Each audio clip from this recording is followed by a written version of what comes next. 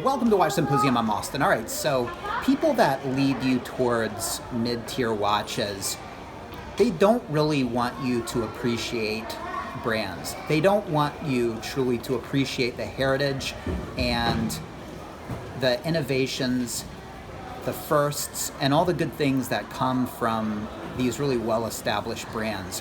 What they want you to do is, what they want is they want to have you look at two watches, irrespective of brand, and they want to focus on similarities. Like, for example, the ETA movement that is in that mid-tier watch, and they'll say things like, well, you know, this is the kind of movement that's in an Omega. Now, they'll probably leave out that there are four types of ETA movements, and some are, you know, finished and you know, some are right off the shelf, and not all ETA movements are created equal.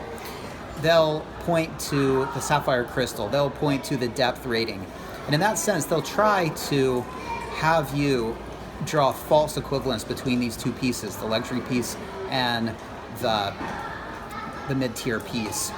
And that's a great way of spruiking and leading people down the wrong path towards one of those mid-tier watches. We come to mechanical watches because we appreciate something more than just the object in and of itself and how it works in practice. I mean, otherwise we'd just go straight quartz, straight Iron Man or G-Shock, right? No, we're looking for something more. We're looking for something more when we go the mechanical watch route. And often people come because they do have an interest in these really significant, well-established brands. And then they get hijacked and recommended these little mid-tier brands that I think won't satisfy. Now, a lot of times this bad advice is very welcome to the punter, because if somebody can tell you that you can get a similar watch for $1,000 versus $6,000, that's going to allow you to be lazy and go for that $1,000 mid-tier piece. Will it satisfy you? No.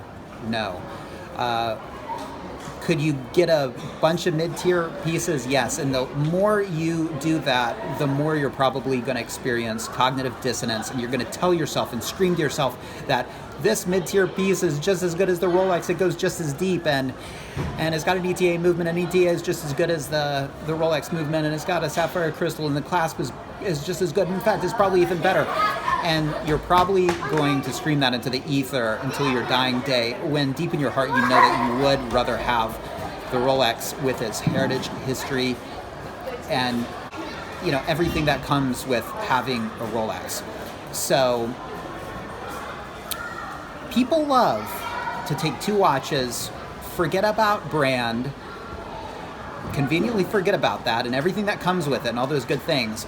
They want you to focus on just the two watches. Just forget about brand. Just forget about brand. No, appreciate brands. Appreciate these companies and the things that these companies have done and brought to horology, and that's what you're paying for, and that's kind of worth it. All right. Anyway, take care. What do you think? Let me know. See you next time. 36 millimeter.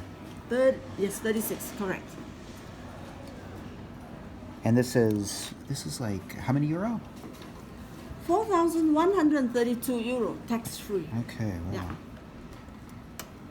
That's really nice. And you said this is a new color just Yes. released last year? Yes. Yeah, the blue is pretty nice as well. Yes.